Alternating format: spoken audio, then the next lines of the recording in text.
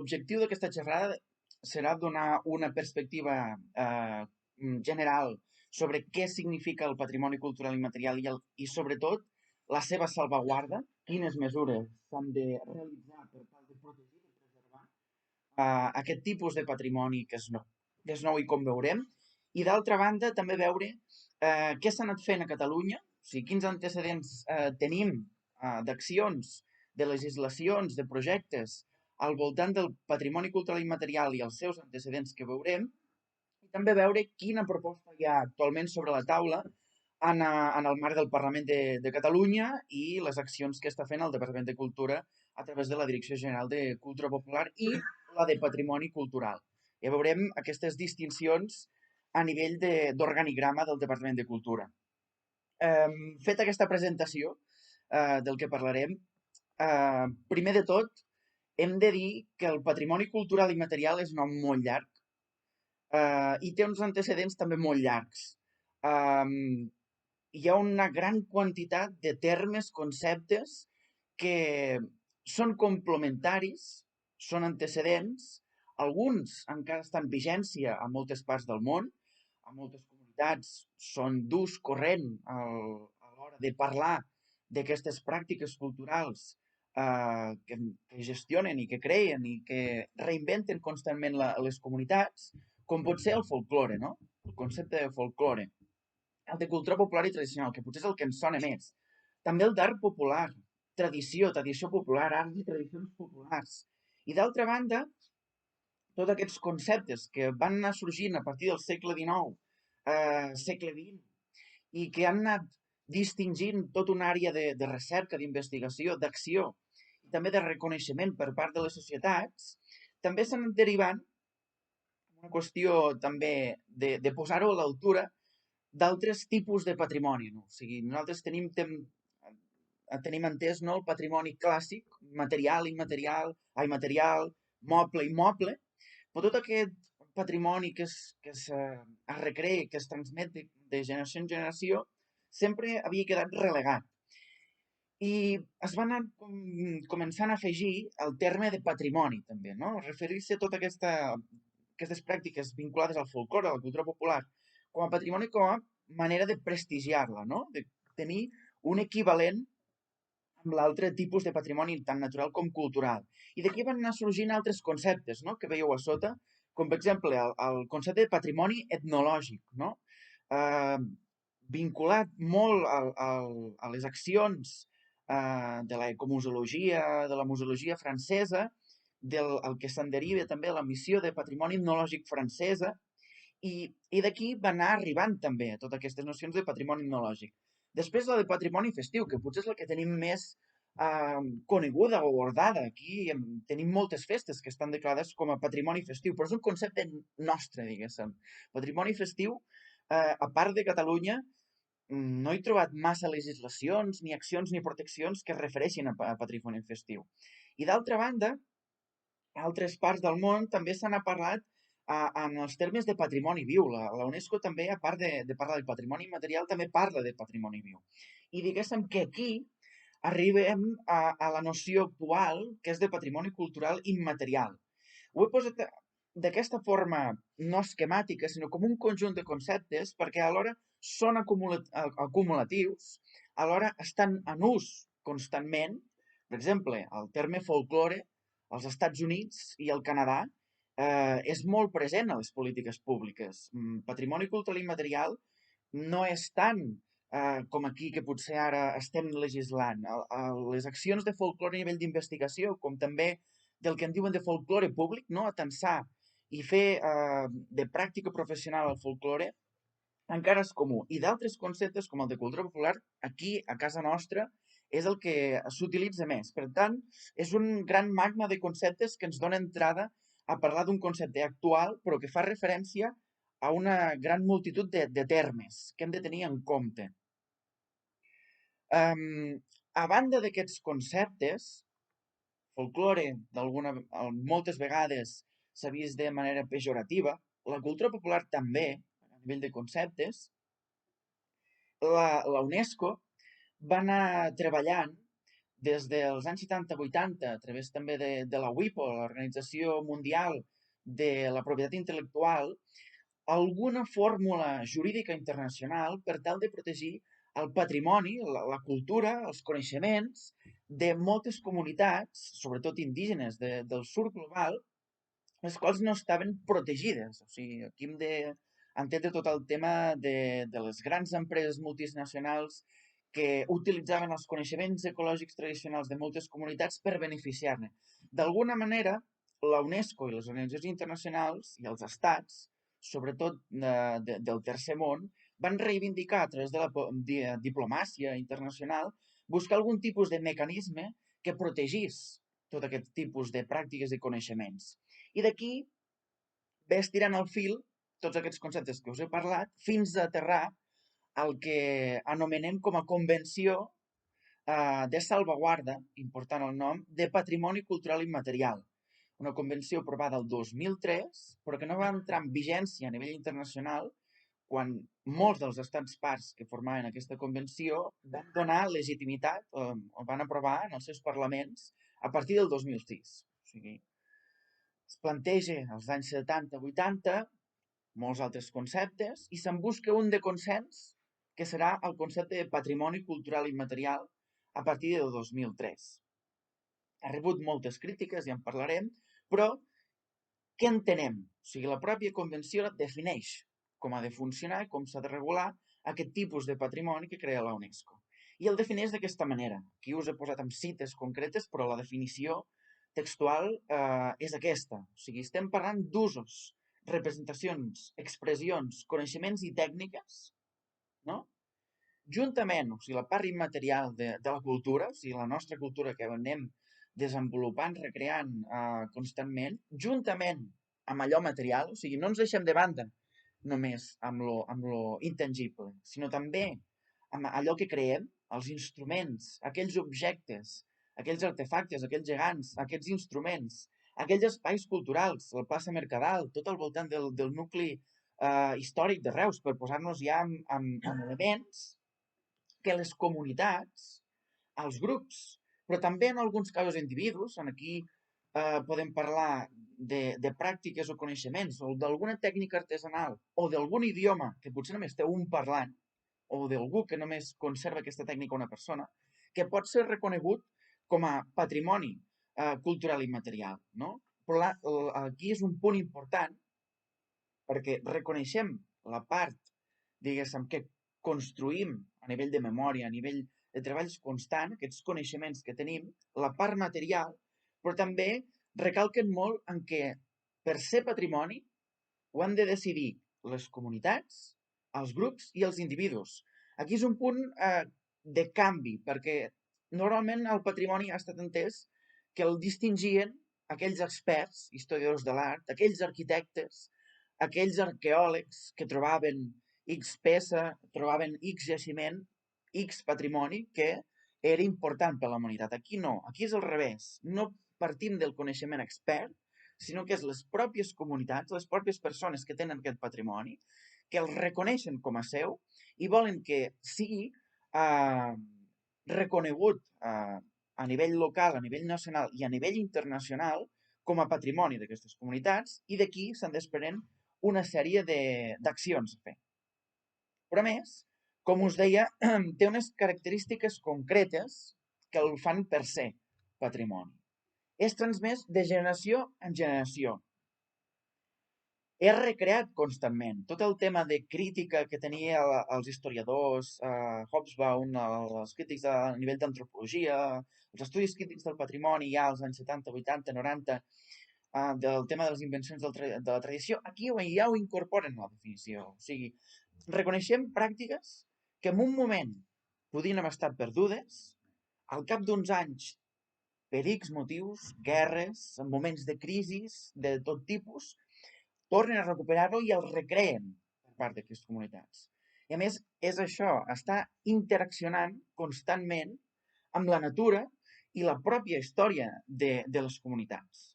A més, els hi transmet aquest patrimoni en aquestes comunitats identitat i un sentiment de continuïtat en el temps. I aquí és molt important, aquests dos últims ítems. Primer, que ha de reconèixer i contribuir a la diversitat cultural, a la creativitat humana, però sobretot, i aquí quan ja entren en casos conflictius, com per exemple el tema dels animals, pràctiques festives, sobretot amb usos d'animals, els drets humans i el desenvolupament sostenible. O sigui, han de ser una sèrie de característiques per tal de poder ser reconeguts per part de l'administració aquest tipus de patrimoni.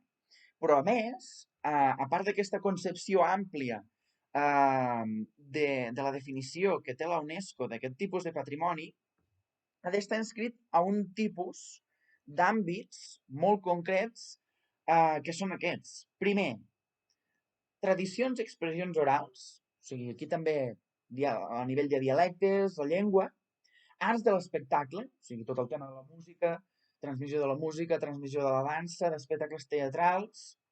Després, usos socials, rituals i actes festius, tot en processons, rituals, a nivell genèric, coneixements i usos relacionats amb la natura i l'univers, tot el tema de cosmovisions, sobretot a les comunitats indígenes, en el qual la relació amb la natura és molt més evident que no pas a les nostres societats pràcticament urbanitzades.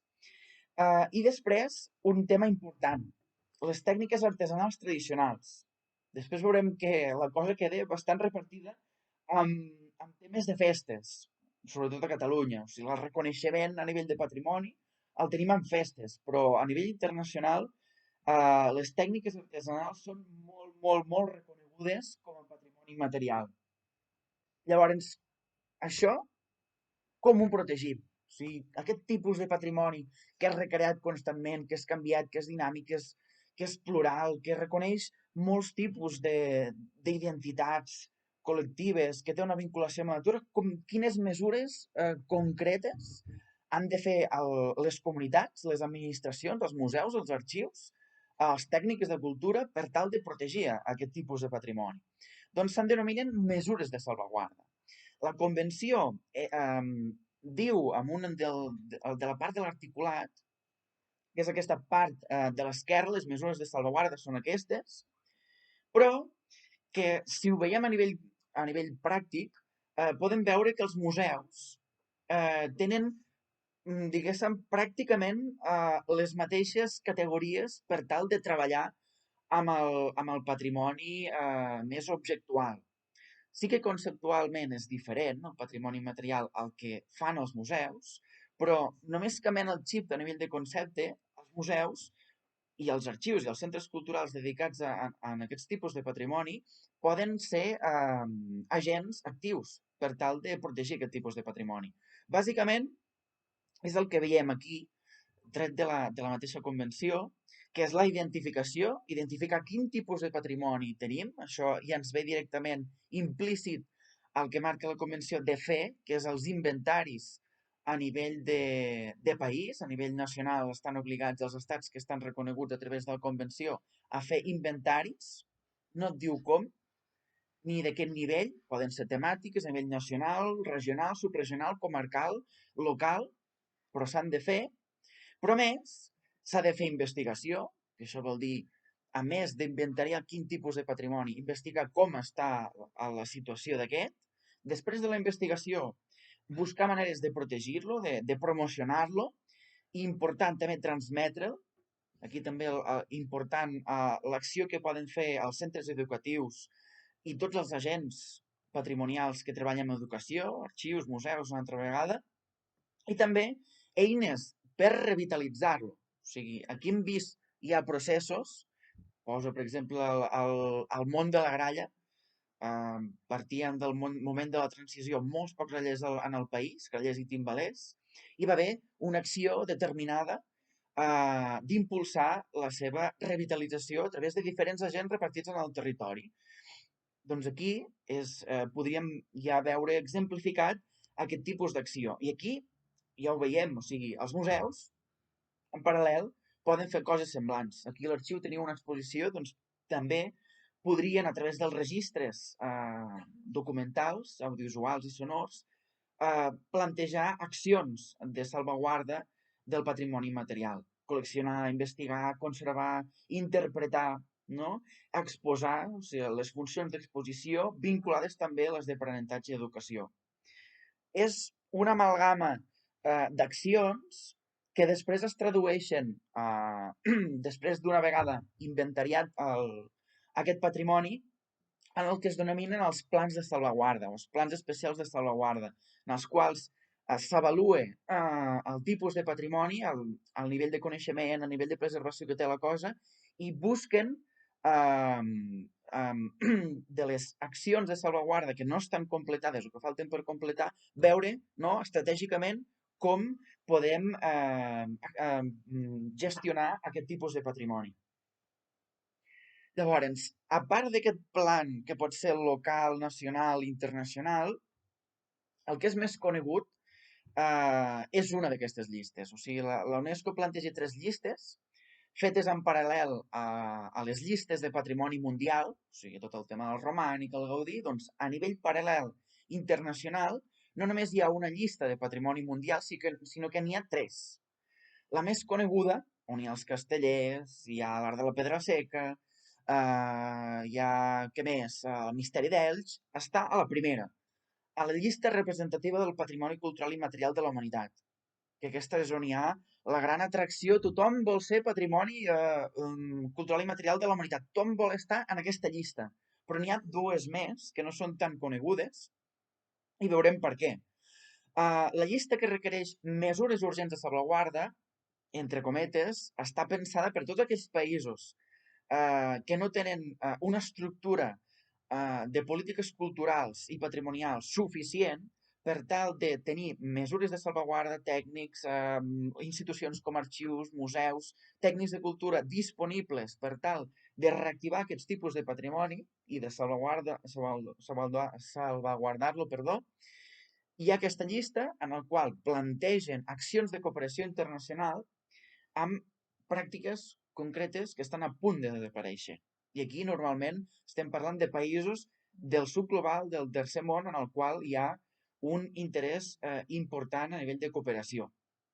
I l'altra, que potser és la més desconeguda, perquè aquestes 2, diguéssim, qui té diners va a la representativa, perquè va molts diners a estar a la UNESCO, l'altra del sud global, dic entre cometes, això també hi ha una certa visió classista, i l'última, que és la del registre de bones pràctiques de salvaguarda. És important veure quins exemples de referència tenim a nivell internacional per emmirallar-nos a diferents escales per tal d'implementar aquestes eines de salvaguarda. O sigui, com que és una manera de salvaguardar, de protegir, de preservar un tipus de patrimoni completament nou, tot i els antecedents, és interessant el que fa la UNESCO i veure quins exemples podem aplicar a Reus, podem aplicar a Cervera, o podem aplicar a Barcelona o altres localitats per tal de X pràctica o X comunitat tingui l'exemple de intentar veure com es pot fer. Per exemple,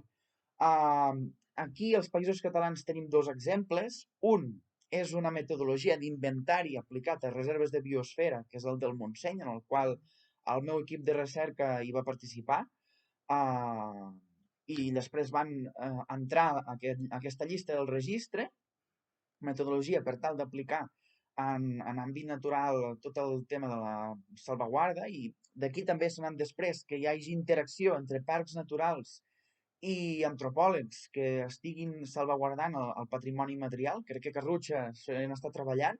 I d'altra banda, per exemple, hi ha el cas del Museu de Pusso, en el qual veiem un museu amb uns recursos limitats que té una proposta de gestió de la memòria, de les pràctiques, de les tècniques d'una comunitat X al voltant de la zona d'Elx, que ens en podem emmirallar.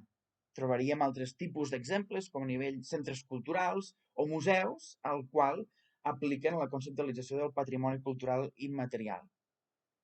Passats una mica el que planteja la Convenció, del 2003 fins al 2022 han passat 20 anys i les polítiques públiques han treballat molt a nivell internacional. I la gràcia de tenir, entre cometes, un patrimoni global vol dir que hi ha molts tècnics, moltes organitzacions, molts organismes públics, arxius, museus, centres culturals, comunitats, associacions, fundacions que hi han pensat. O sigui, no partim de zero a l'hora de pensar com s'ha de fer la salvaguarda, com s'han de fer les polítiques de patrimoni material, i aquí ho veiem exemplificat. Amb aquesta numeració podem veure que el patrimoni material, com hem vist, es va crear en un moment concret, o sigui, el 2003 és el moment fundacional, però hi va haver d'uns debats anteriors, influenciats també per la pràctica que es feia als Estats Units a través de l'Smithsonian. Si recordareu, per exemple, l'Smithsonian va convidar a Catalunya el 2018, em sembla, a l'Smithsonian, al Centre de Cultura i Vida Tradicional i Patrimoni Cultural, va ser un agent clau perquè es desencallés tot el tema del patrimoni cultural immaterial. Llavors aquí, tota aquesta onada a nivell internacional no va començar a fer-se tangible, pràctic, a través del 2006, quan els estats comencen a incorporar el patrimoni material, o sigui, perquè la convenció, qualsevol tipus de convenció internacional, ha d'haver un mínim d'estats parts que acceptin aquesta convenció i la integrin dins l'ordenament jurídic, i no va ser fins al 2006. Va ser un èxit en aquest sentit perquè molt ràpidament es va integrar a les polítiques dels estats. L'estat espanyol, per exemple, va ser un d'aquests primers. La legislació va ser posterior, 2015, però sí que va acceptar integrar-se en aquesta convenció. A partir d'aquí van integrant-se les legislacions, es van crear nous organismes o es van revisar els que hi havia de cultura popular, de folklore, o sigui, la direcció X de cultura popular de Llatinoamèrica, els països de Llatinoamèrica, d'Europa, es van revisar o es van crear de nous. I aquí trobem múltiples formes de treball, des de que o sigui, crear directament un servei general, una direcció general, un departament específic de patrimoni material en els estats o en les províncies, o bé directament revisar els que hi havia de folklore, com per exemple trobem en el cas dels països europeus. Ara em ve el cas, per exemple, la gràcia també de tenir un Museu Nacional d'Etnologia provoca que hi hagi aquestes interaccions més fàcils. Per exemple, un cas de referència a Europa és el Centre de Patrimoni Material que tenim als Països Baixos, que està integrat dins el Museu a l'aire lliure, integrat dins dels museus nacionals. Aquí fan molta feina i si ho busqueu, encara que estigui en neerlandès, ho podreu trobar ràpid i treballen molt, molt, molt bé. Llavors, aquí s'ha anat buscant la manera d'integrar-ho, tant en legislació com en organismes, i amb la legislació, en el cas de Catalunya ja veurem, també han tingut els mateixos debats. Si integrar-ho en una única Direcció General de Patrimoni Cultural o una de separada dedicada al patrimoni material. Després en parlarem. Llavors, a partir d'aquí, quan ja tenim la legislació i l'organisme ja dissenyat amb el que diu la Convenció de Patrimoni Material, s'impulsen els primers inventaris nacionals o es revisen els que hi havia abans de folklore de patrimoni etnològic, es creen els plans de salvaguarda per cada un de les elements inscrits a nivell nacional i, paral·lelament, que és lo interessant, allò que dèiem de la llista representativa, comença el bombardeig per inscriure's a les llistes internacionals, sobretot a la llista representativa.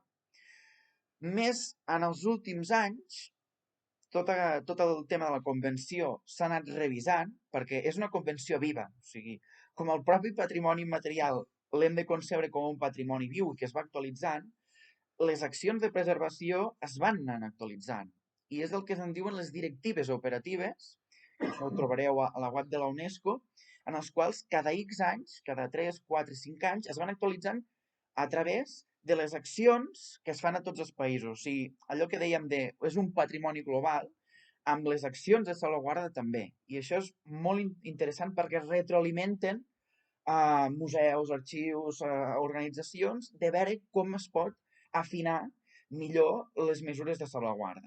I l'etapa última que estan plantejant, sobretot des de Llatinoamèrica, és, a veure, des del 2003, 2006, hem anat generant inventaris, hem anat generant plans de salvaguarda, hem inscrit llistes internacionals. A veure, avaluem aquesta política pública per si ens hem deixat algunes comunitats, les hem discriminat, i també veure com aquestes polítiques públiques s'han anat desenvolupant i com es poden anar millorant. I això a Llatinoamèrica recomano veure-ho a través de l'organització Crespial, perquè a partir de la Convenció i a partir dels estats es creen diversos organismes. I llavors hi ha uns organismes intermitjos que fan pont entre les accions dels estats i les de la Convenció de l'UNESCO, que es diuen, es diuen els centres regionals. Llavors hi ha diverses categories depenent de com agrupen els continents. O sigui, hi ha per exemple, Crespial agrupa tots els països d'Amèrica Llatina, Carib i Llatinoamèrica, agrupa tots els estats i els representants, i aquí és on es creï, es cocreï, es gestione totes les polítiques públiques de patrimoni material. Què en podem veure de l'exemple de Crespial? La unió fa la força. O sigui, les comunitats, els països s'han anat agrupant molt al voltant de Crespial, que està situat a Perú, a la capital, i han anat impulsant polítiques molt transversals, i tots els debats sobre desenvolupament sostenible, el tema dels indígenes, aquí ho han treballat molt, molt, molt i molt bé. A Europa, jo he buscat a veure quin és el nostre homòleg de Llatinoamèrica. Crec que crec que a Viena, potser algú que ho conegui millor, hi ha un organisme similar, però no de la potència i del treball que hi ha a Crespial amb Amèrica Llatina. Jo crec que aquest punt intermig a Europa fa falta, sobretot des de la Unió Europea i dels estats i de les nacions que no tenim estat, doncs quina representació hi podem tindre en tot plegat. Jo crec que aquest pont queda intermig. Un exemple a l'estat espanyol que és molt interessant i que aquí ho han plantejat molt bé, que és l'Atlas de Patrimoni Cultural Immaterial d'Andalusia. Aquí van començar molt fort, es van actualitzar des d'un primer moment i ho van fer des d'un organisme plural, una concepció integral, holística del patrimoni, des de l'Institut Andaluz de Patrimoni Histórico, en el qual hi ha un equip molt potent d'antropòlegs, i que us recomano veure tot el que van penjant. Hi ha 1001 documents de com ho treballen, els inventaris són accessibles a nivell en línia, fan molt de debat a través del CSIC, a nivell d'universitats, o sigui, i a les comunitats, o sigui, ho han plantejat una política pública molt ordenada, molt ben plantejada i amb interacció constant, perquè a vegades potser queda relegat només als experts, a l'acadèmia, i aquí hi ha una interacció constant entre molts agents diversos. A Europa, en el meu cas, que jo estic estudiant temes de museus i patrimoni material, recentment han acabat el 2020 un projecte amb diversos estats i organismes de patrimoni i de museus. Jo recomano veure la web perquè hi ha aquí des de toolkits, si sou gent de museus d'arxius us pot interessar, veure com es pot aplicar el patrimoni material en els museus, tot el repte de no només exposar, sinó de treballar co-creant, treballant cooperativament des de les administracions, els museus, amb les comunitats, i integrar de manera decididament el patrimoni material a les institucions. És un exemple molt bo. Hi treballa ICOM, hi treballa el NEMO, que és l'Organització de Professionals dels Museus d'Europa, diversos estats com el francès, el belga. Això us ho recomano, ja vaig llançant. No sé com anem de temps. Vale, anem bé. Un exemple interessant, i amb això de la Covid, que els museus virtuals s'han fet molt presents. Això és un museu que ja parteix de, crec que fa 15 o 20 anys que ronda. És un museu brasiler, virtual, que també té accions físiques, o sigui, també treballa a nivell físic, però el seu objectiu principal és entendre la biografia, les històries de vida com a patrimoni material. O sigui, el Brasil sabem que té una diversitat cultural enorme, i el reconeixement d'aquesta diversitat cultural, de les dinàmiques socials, els conflictes, les reclamacions, les protestes i tal, és un museu que hi treballa a fons i està cogestionat, crec que és una fundació pública amb participació d'universitats, antropòlegs i museòlegs, i és molt interessant per aterrar una mica tot el tema de la salvaguarda del patrimoni material, i sempre el posen d'un exemple paradigmàtic de treball digital presencial, col·laboratiu, participatiu i aplicant tot el que és la reflexió antropològica i les mesures de salvaguarda. Us el recomano també. I un que hem estat treballant recentment, que encara no s'ha presentat, o sigui, s'havia de presentar aquest Sant Joan, que a partir de la declaratòria internacional, la inscripció a la llista representativa del patrimoni material de les festes del foc, les falles, els aros, els brandons, a Occitània, França, Andorra, Aragó, Catalunya i Andorra, es van a treballar a través de la candidatura un projecte de salvaguarda a través d'un projecte europeu que ha participat diferents organismes, universitats i institucions patrimonials d'aquests països i que ara, diguéssim, es presenta ja una acció ja acabada, que és un museu digital. Com sabreu, les festes del foc són 63 pobles reconeguts, però n'hi ha molts més, que aquí a la part occitana segurament en els pròxims anys s'ampliarà a nivell UNESCO aquests 63 pobles a molts més. Estem parlant d'un centenar de pobles que practiquen les festes del foc al voltant no només de Sant Joan, sinó de dates d'estiu, com també el cicle de Nadal. I aquest és diguéssim, un projecte que aterra les mesures de salvaguarda amb una mesologia col·laborativa que busca veure també els testimonis, les experiències, no només explicar la festa, sinó què hi ha al voltant de la festa, què interacciona amb tot això. És un exemple també que ara quan sigui públic podreu veure. Si coneixeu l'Esperanceta, serà la guia d'aquest museu a la part catalana i en castellà. La part occitana i francesa també hi haurà personatges com l'Esperanceta que ens presentaran virtualment aquest museu. I ara sí que hi aterrem a Catalunya. I hem de parlar d'antecedents, perquè la salvaguarda del patrimoni immaterial i els seus homòlegs anteriors, folklore, patrimoni etnològic, patrimoni festiu, etnografia, s'ha treballat des de fa molts, molts i molts anys. I hi ha uns antecedents clars. Però aterren en la legislació l'any 93. Hi ha hagut moltes accions prèvies, la més destacada primera, l'Arxiu d'Etnografia i Folklore, vinculada a la Universitat de Barcelona i les accions de la Mancomunitat. Volien fer un museu d'etnografia de Catalunya, que mai s'ha arribat a fer. Després de la República ho van tornar a intentar Folch i Torres amb Joan Amades, no se'n van sortir. Es van fer el cançoner popular, que ara celebrem el centenari, l'any de commemoració. S'han fet accions durant el franquisme, amb Gudroni Sampere, Joan Amades, Ramon Vilani Simorra. Coneixereu a tots a través del Museu d'Indústries i Artes Populares. Aquest museu després va ser integrat amb l'etnològic. Amb l'adveniment de la transició al gran boom, en el qual neix en aquest context també Carrutxa, però ens plantem que en la legislació, el 93, fan una legislació l'any 93 de patrimoni cultural, inspirada sobretot amb la convenció que abans us parlava, les llistes de patrimoni mundial de l'any 72, en el qual es crea l'arquitectura, la infraestructura legal en el qual aplicar els estats a nivell de patrimoni cultural. El patrimoni material no està bé definit.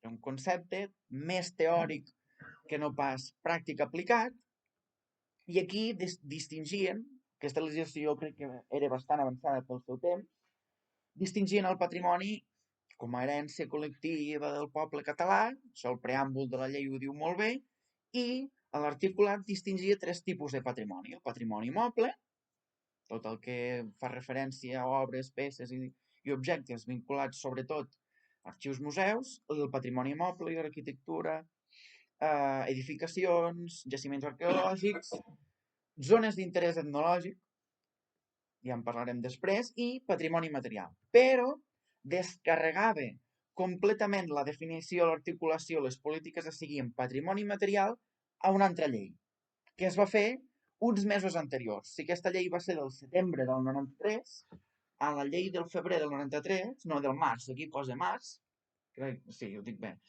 es va descarregar tota la legislació del patrimoni material directament a la llei que es coneix actualment, que és la de vigència, de foment i protecció de la cultura popular tradicional i de l'associacionisme cultural, que gestiona no la Direcció General de Patrimoni Cultural, sinó un altre organisme que actualment es diu Direcció General, abans Centre de Cultura Popular i Tradicional, un nom llarguíssim, l'actual també és llarguíssim, amb afegit d'associacionisme cultural, que molt en particular ve gestat també de les accions que van fer les associacions del moviment associatiu d'aquell temps, en el qual es va traduir també amb un articulat concret.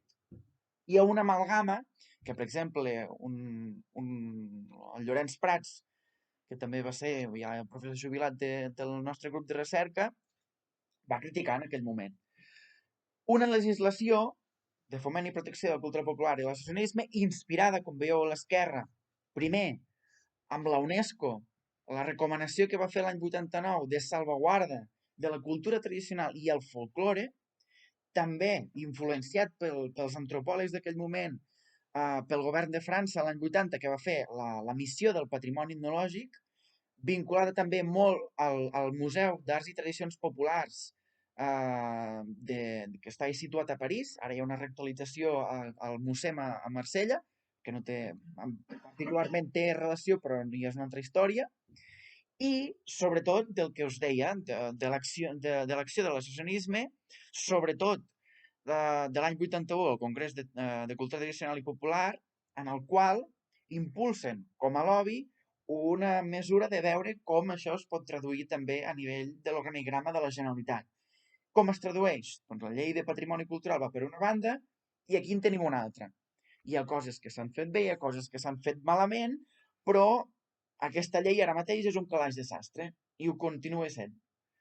Per una banda, defineix com a objecte central la cultura catalana, la cultura tradicional catalana, però amb diferents branques, que vol dir amb diferents conceptualitzacions, diferents conceptes, diferents formes d'aplicar política pública. Primer, vinculada a l'associacionisme cultural. Model organitzatiu, de gestió, que pot ser vinculat a la cultura popular o no. D'altra banda, per impuls i per acció també, com a lobby dels antropòlegs en aquell moment, inclusió en aquesta llei del patrimoni etnològic.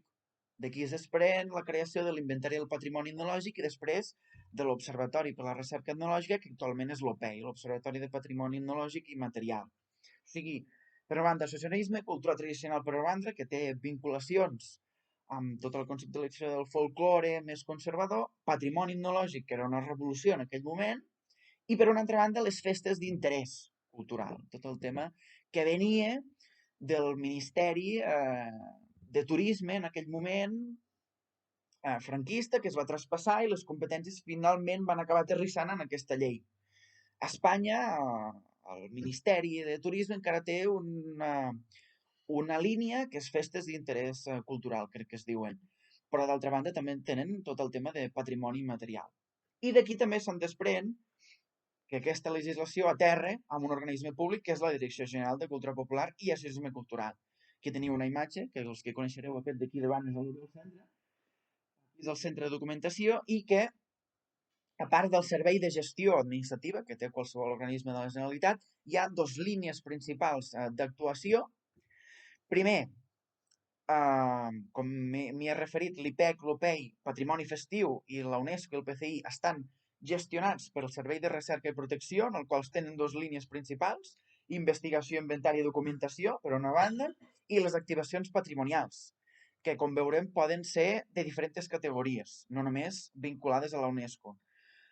I d'altra banda, hi ha el servei de promoció i dinamització, en els quals de línies prioritàries, primera hi ha tot el tema de gestió d'associacionisme cultural, d'aquí se'n desprèn també l'IRMU, i el Consell de l'Associacionisme, per això he posat aquí l'ENS, que és més la institució associativa que els agrupa, i accions concretes de dinamització i de revalorització social de la cultura popular, que en aquest cas és la Fira Mediterrània, però aquí podria haver bastantes més en el qual col·labora a la Direcció General. Si ens centrem en la protecció que té actualment a nivell de patrimoni etnològic, veiem que la llei de patrimoni cultural otorga a la Direcció General poder declarar bé cultural d'interès nacional a les zones d'interès etnològic. O sigui, seria un paral·lelisme en els jaciments arqueològics, doncs, en la categoria d'interès etnològic. Bàsicament són bastant desconeguts. O sigui, són molt desconeguts i n'hi ha molt pocs declarats, a diferència d'altres tipus de vecins.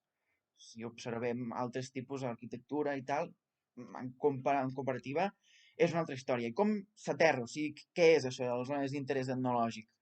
Per exemple, les construccions de societats tradicionals, siguin rurals o urbanes, com per exemple les barraques de pedra seca que tenim aquí a prop.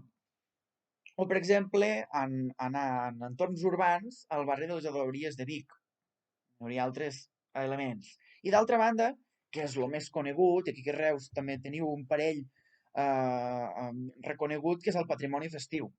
Això és un decret que es va fer el 2006, o sigui, quan la convenció ja estava plantejada i ja començava a integrar-se a les legislacions, aquí patrimoni material ni se'n parlava.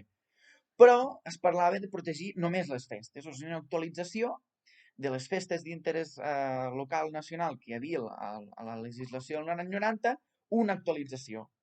Però no es basava en els criteris que hi havia actuals en aquell moment, el 2006, pel que fa al patrimoni material, sinó que es basaven pel criteri històric. Com més antiga, autèntica, típica, la festa, no se m'enfadin els que estan participant en festes tradicionals, però el criteri històric d'autenticitat, de tipisme, era un dels factors determinants per tal de declarar una festa o una altra. És un sentit no exponencial. Festa popular d'interès cultural, doncs que les que són poc antigues i així, tenen una estructura poc definida, doncs bueno, fem festa popular d'interès cultural. Quan ja passen de 25 anys i tal, comencen a tenir una estructura històrica, seqüencial, ritual definida, festes tradicionals d'interès nacional. Ara, si són centenàries, bicentenàries, mil·lenàries, entre cometes, són festes de festa patrimonial d'interès nacional. Criteri històric. Si ara volem posar el patrimoni material, el criteri històric, ho sento, però no funciona. No funciona. Una altra cosa és que moltes, a nivell legal, parlem a nivell legal, no funciona el criteri històric amb el patrimoni immaterial. És un altre tipus de conceptualització diferent de lo que s'estava aplicant fins ara a Catalunya. Festa Major per de Reus, Tres Gràcies, per posar-vos exemples, de coses que s'amollen. Però quan parlem d'elements festius concrets, la cosa ja es complica més. O sigui, si estan integrats a dins de les festes, cap problema.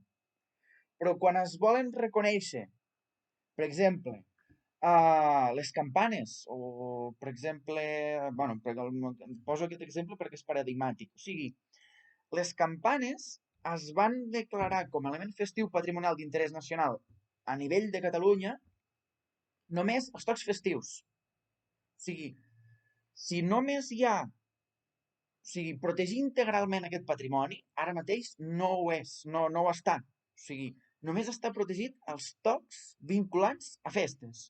Tots els que siguin tocs no festius, el patrimoni material vinculat a aquestes festes, per molt que algú a la Generalitat us digui, no funciona perquè no està protegit. O sigui, hi hauria d'haver al darrere una acció determinada per part de la Direcció General de Patrimoni Cultural, que és qui gestiona el patrimoni material, en termes bàsics, no està protegit. I aquí és un punt de conflicte a l'hora de protegir el patrimoni material.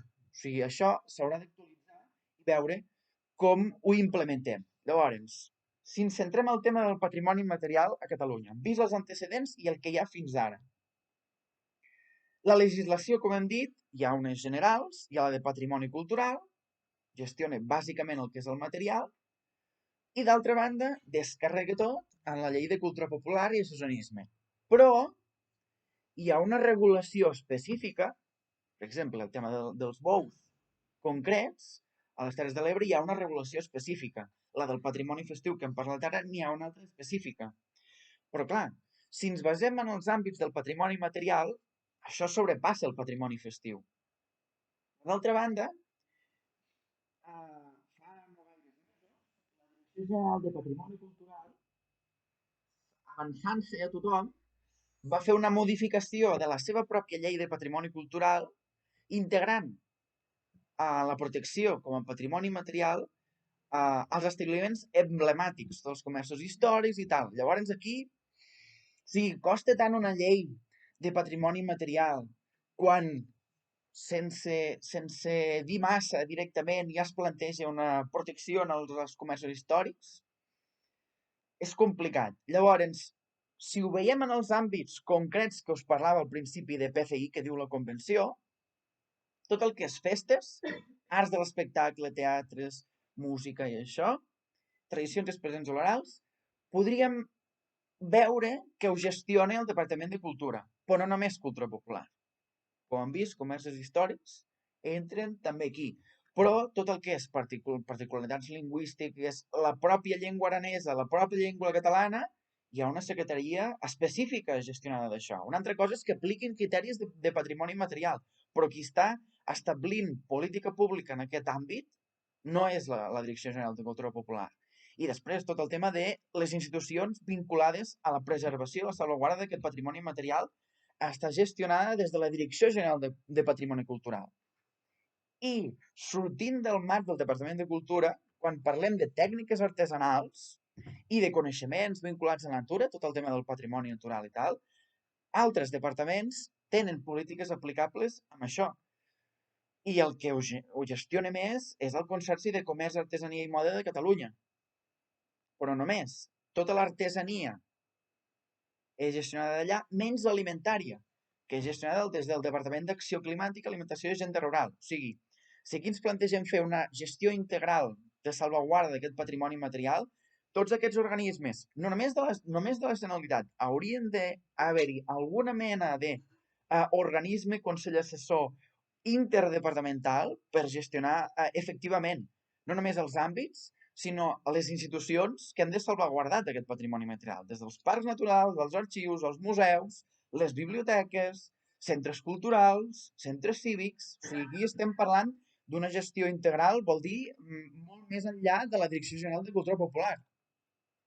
Llavors, el que és més conegut, ara ho passo ràpid, però la llista representativa, encara que no tinguem una legislació, a través de la legislació del 2015 de l'estat espanyol, govern Rajoy, hi ha un canal, hi ha una via, a través de l'Institut de Patrimoni Cultural del govern d'Espanya, que s'hi pot gestionar la inscripció a través de la UNESCO. Aquí n'hi ha bastantes. Ara llegia el Lluís Puig, que acaba de publicar un article parlant de les dues noves inscripcions que hi haurà, que seran els Reiers i les festes de l'Os, si no vaig mal equivocat, a nivell de Principat, límits administratius a banda, i després a la resta hi ha bones pràctiques que us comentàvem, metodologia d'alimentari. Us poso fotos, però ja els coneixereu abastament, els Reiers. Llavors aquí, no és exhaustiu aquest mapa, per fer-nos una idea, des dels anys 90, amb la concepció anterior, patrimoni etnològic s'han fet molts inventaris, o sigui, Camp de Tarragona, la Carrutxa hi ha treballat molts anys, tot plegat, però clar, quan estem parlant d'integrar en aquests inventaris la noció de patrimoni cultural i material i tal, no són tants. O sigui, els principals són 3. I més desregulats, perquè això és un programa independent de l'inventari del patrimoni etnològic que s'ha anat gestionant com s'ha pogut, i n'hi ha 3 que s'han fet no acabats del tot, alguns sí, però prioritàriament hi ha el dels Vallesos, les dues comarques a nivell de vegueria s'ha fet, el del Penedès i el de Terres de l'Ebre. Són inventaris territorials amb implicació de les administracions de cada un dels territoris, de les associacions, de les fundacions, els homòlegs de Carrutxa, diguéssim, de cada un dels territoris, i també se n'han fet alguns de temàtics. Per exemple, des de l'Esbar Català d'Ensaires se n'està fent un de danses vives. Després n'hi ha un d'inventari que no és ben bé de patrimoni material, que és la digitalització en 3D de bestiari, l'agrupació de bestiari. Clar, això és la part material. Estan fent un catàleg, un inventari 3D material. Però l'immaterial, clar, presenta una certa de complexitats. Molts inventaris, molt distribuïts. I després el tema dels gegants centenaris, el fer un catàleg, no?, de gegants centenaris. Però quins estan aplicant la noció de patrimoni material, quines metodologies estan aplicant, realment són les que s'estan fent a nivell internacional de patrimoni material, i després d'altres tipus d'inventaris, com per exemple els mapes que fa la Diputació de Barcelona a nivell integral, o un de molt interessant que va fer l'Smithsonian, en allò que us comentava, que va convidar a Catalunya, doncs a la Vall d'en Bas la van triar i van fer, juntament amb estudiants d'antropologia i del màster d'antropologia de l'Autònoma i del màster de Patrimoni Girona, van fer un inventari concret de la Vall d'en Bas. No ha tingut continuïtat, s'han fet coses, s'han publicat al web de l'Smithsonian. Llavors aquí, clar, és complicat. Punts crítics n'hi ha molts. Planificació limitada, recursos escassos. O sigui, 2008, els inventaris de patrimoni etnològic que es plantejaven amb accions de la salvaguarda que entendríem actualment i tal, es van tallar aquest finançament. Personal reduït, o sigui, la Direcció General, la pròpia institució que hauria d'aplicar la salvaguarda del patrimoni material, el personal, és escàs. Però després, quan van al territori i fan aquests inventaris, lloguen a gent i tal, però després la continuïtat d'això s'ha d'anar actualitzant. Són inventaris vius, aquest patrimoni és viu, per tant s'ha d'anar actualitzant noves dades, nous canvis, el tema de la Covid. Nosaltres se'ns va demanar al govern anterior, des de la Universitat de Barcelona, i això és públic perquè ho va dir la consellera, anem a fer un estudi de l'impacte de la Covid en el patrimoni immaterial a Catalunya. No es va arribar a fer, o sigui, si aquests inventaris ja partien d'una planificació i un finançament escàs, la Covid es va fer un intent de veure com d'allò tampoc es va arribar a fer en el nou govern, clar, ara plantejar una altra vegada això s'haurà de veure com s'acaba aterrant. Tampoc no hi havia una llei que obligava a fer tot això. I després, un punt crític, que l'antropologia acadèmica, d'on vinc, de la universitat, però també de les entitats culturals, hi ha una sèrie de barrera, no?, entre l'antropologia més purista, que això del patrimoni material ho veu com una cosa molt barroera, molt així, hi ha una cert debat crític. I després la contradicció amb els inventaris anteriors. L'inventari del patrimoni etnològic té coses fetes, no s'han actualitzat amb el patrimoni material, directament s'ha saltat l'IPEC i han fet patrimoni festiu un catàleg a part, inventaris de PCI varis també a part, i això planteja moltes problemàtiques si ara es vol abordar de forma eficient a nivell de política pública, no? Aquí ho poso, no sé si tenim massa temps, però clar, moltes entitats volen estar a la UNESCO, però clar, si no està regulat, no hi ha inventaris, no hi ha planificació de país, després del reconeixement de cada una de les pràctiques s'hauria de fer algun tipus de salvaguarda, algunes no, però si no hi ha un plantejament de política integral, complicat. Després, a nivell de Generalitat, patrimoni cultural i natural de forma integral, no hi ha un organisme que treballi per això, llavors ens dificulta encara més. I el cultural està dividit en dos direccions generals que pràcticament no es parlen. I això és un problema. O sigui, estan gestionant un patrimoni cultural comú des d'una vessant més material o més immaterial, però no hi ha un punt de comú, ni als anys 90 ni ara. Després, quan apliquem polítiques de cultura popular, en sentit ampli, estan desconnectades de la política cultural del país, totalment, a nivell d'organismes, a nivell de legislació, a nivell de valoració també. Que no estigui regulat és això que dèiem, hi ha un conflicte. I després, clar, tenim tantes excepcions que si els comerços històrics ara o les tècniques artesanals en un altre departament, després patrimoni etnològic per una banda, després cultura popular i tradicional per la banda, inventaris de PCI, hi ha un xoc conceptual que la manera d'aplicar-ho no saps per on tirar.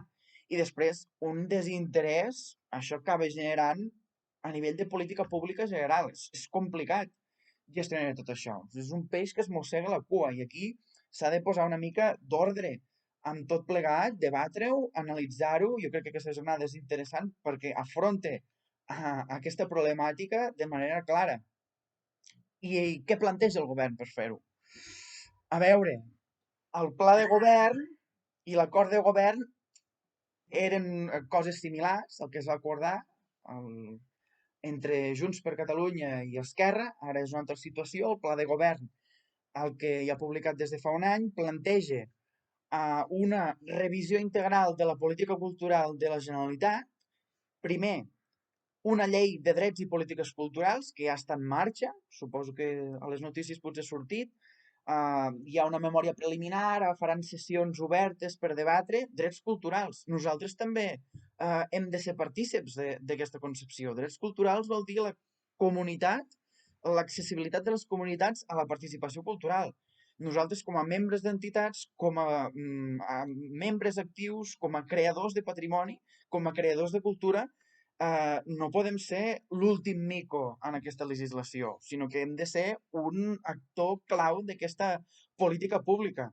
Jo per ara no sé si el patrimoni material el tenen massa al cas, la cultura popular tampoc. Després, van plantejar una llei de patrimoni cultural immaterial i foment de l'associacionisme cultural, després en parlarem. Però és que més, també volen fer una llei de patrimoni cultural. I llavors ens dius, ostres, dos lleis diferenciades i ara una llei de patrimoni cultural una altra vegada i després una d'associacionisme cultural i patrimoni cultural immaterial, genera certa conflictivitat. I després l'última, la llei de museus i normativa associada, des del Pla de Museus 2030 ja es venia reclamant una actualització legislativa i ara més que hi ha una nova definició de museus. I els museus, els arxius, les biblioteques, els centres culturals són agents actius i haurien de ser a l'hora d'abordar el patrimoni cultural i material. Veurem, veurem. Per ara, hi ha una memòria preliminar publicada des de fa... Avui és novembre, ja és novembre, o sigui, el 14 de desembre això va sortir publicat, aquesta memòria preliminar. Ha tingut un recorregut, una fase de participació pública que s'ha allargat. Fins fa poques setmanes no ha sortit l'informe en el qual es valorava la participació i les opinions posades en un web que hi havia a la Generalitat. I què plantejava la memòria preliminar? La memòria preliminar plantejava què té d'orientació el govern en aquest sentit, en aquesta política cultural. Què plantejava? Primer, notícia positiva. Equiparava tant a nivell de bé cultural d'interès local com nacional el patrimoni cultural immaterial, a la mateixa escala de nivell que els altres tipus de patrimoni. Positiu. Llavors, per a part, això és una mica contrasentit. Llei de patrimoni cultural immaterial associada a un model d'organització que pot ser X, en aquest cas l'associacionisme cultural. Aquí és una cosa crítica, o sigui, conflictiva. No totes les associacions culturals estan dedicades al patrimoni cultural immaterial, ni tot el patrimoni cultural immaterial està gestionat per associacions o és creat per associacions. I això és un punt conflictiu en el qual el preàmbul que hi havia a la memòria preliminar deixa com molt igual. I aquí, quan parlem de tècniques artesanals, els artesans no són associacions. Els cuiners X que creen i gestionen, entre cometes, les pràctiques gastronòmiques no són associacions. Llavors aquí jo crec que aquí no ho tenen massa clar el tema del patrimoni cultural immaterial. És una reedició de la llei de l'any 93 de cultura popular i el calaix de sastre de festes d'interès i patrimoni etnològic. Calaix de sastre jo crec que a data de 2022 no hauríem de repetir. I en el cas de les associacions culturals és un petit apartat que bàsicament diu que hi haurà una declaració d'entitats culturals que ja hi és, amb beneficis fiscals i un augment del prestigi social. Però com? No ho delimita. Llavors aquí, en el cas del patrimoni immaterial, els punts crítics és vale, a mi em reconeixes com a vecín, com a vecil, com a patrimoni en tots els ets i uts a l'immaterial, a la cultura popular, però no em dius com ho faràs. O sigui, quan estàvem parlant de salvaguarda, la memòria preliminar no em parla en cap moment ni d'un inventari de patrimoni immaterial, ni d'una normativa que hauran de fer per salvaguardar el patrimoni material. Els museus, els arxius, les biblioteques, els ajuntaments, consells comarcals, només diu que les administracions locals s'ho faran. Clar, a mi em sembla que és poc treballat aquesta memòria preliminar i em sap greu perquè el patrimoni material és molt important, almenys pels que estem involucrats amb la cultura popular, que es faci una política pública ben feta, crec que és necessari no fer una amalgama de coses i ho traiem. I això no només ho fa l'actual govern, sinó que és la mateixa línia que seguia els anteriors governs des de l'Artur Mas. O sigui, el plantejament aquest de lligar patrimoni cultural i material i associacionisme és el mateix que han anat proposant els últims governs des del 2008 a la crisi, que va haver el replantejament de la Direcció General, diguéssim que han anat replicant aquest model. Jo crec que hauríem d'anar més enllà. Hi ha gent involucrada a les entitats que sap com funciona tot el tema del patrimoni etnològic, el patrimoni material, hi ha tècnics que tenen una opinió. Crec que aquí no s'ha tingut en compte moltes veus a l'hora de plantejar aquesta memòria preliminar, ni malauradament crec que no s'han assessorat bé. Llavors, reflexionar. Primer, on incloiem a la legislació el patrimoni immaterial? En una llei de patrimoni cultural, en una llei separada, tornem a fer el mateix lligat amb associacionisme cultural, fem una cosa ben feta, no ho sé, aquí hi ha moltes opcions. El patrimoni material toca des de l'interacció amb el patrimoni natural, pot tocar amb tota la legislació de museus, arxius, biblioteques, centres culturals, centres cívics, pot tocar amb una legislació concreta. Això ho haurem de decidir. Jo no tinc la vareta màgica, però crec que s'ha de debatre quina és la millor inclusió en el cos jurídic català al patrimoni material. I després, el que és més important, després de posar-ho a la llei, de quina forma es salvaguardarà, quins mecanismes, quines formes adoptarà això. L'inventari del patrimoni etnològic, el catàleg del patrimoni festiu, què se'n farà d'això? O sigui, es dissoldrà, s'unirà, es conservarà cada un dels conceptes? Quina fórmula? Això la memòria preliminar no s'ha plantejat i el que ha dit el Departament de Cultura a mi no m'ha quedat clar.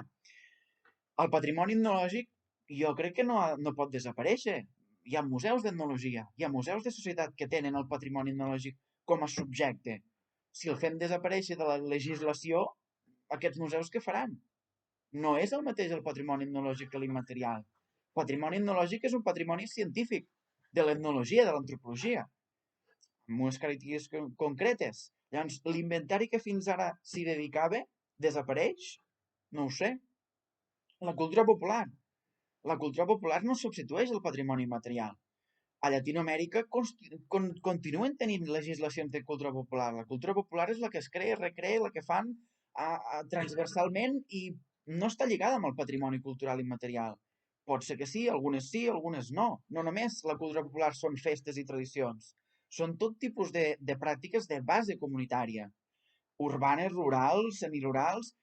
La cultura popular neix i creix a molts llocs i les legislacions de les polítiques culturals de Llatinoamèrica que han adoptat una visió gramsciana de la cultura popular continuen impulsant aquestes polítiques culturals, molt lligades a les lleis de drets culturals. Jo crec que això no ha de desaparèixer, s'ha de reconceptualitzar amb una política cultural. I després el tema de l'associacionisme. D'altra banda, Departament de Drets Socials planteja una llei de foment de l'associacionisme. Ara veiem com l'ENS compareixia al Parlament de Catalunya exposant que l'associacionisme cultural ha de tenir veu i vot en els organismes que gestionen l'associacionisme social de tot tipus a Catalunya. I el cultural fins ara no estava representat o no del tot representat en el Departament de Drets Socials. És una part de l'associacionisme.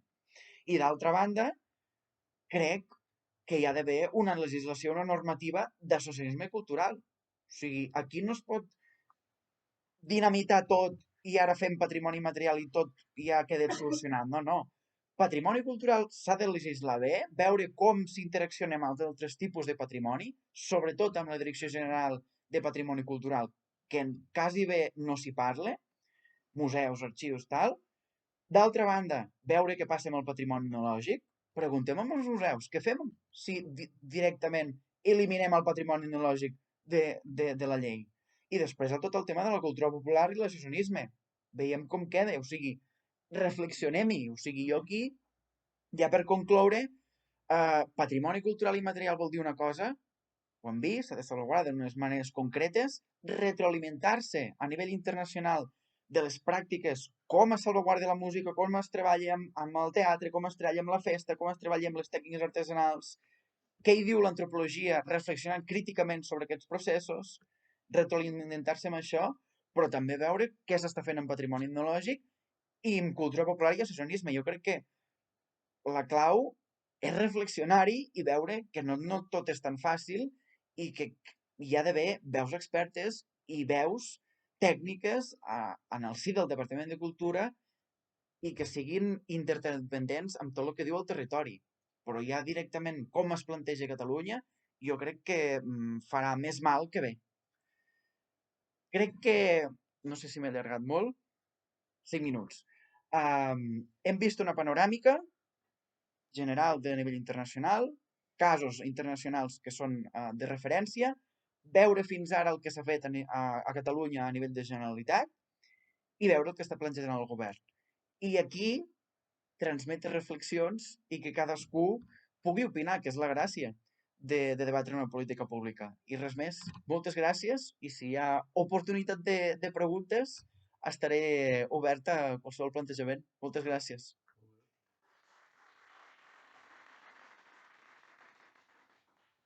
Deixa que deia el Lluís, si algú té alguna pregunta per ell, alguna reflexió, aportació.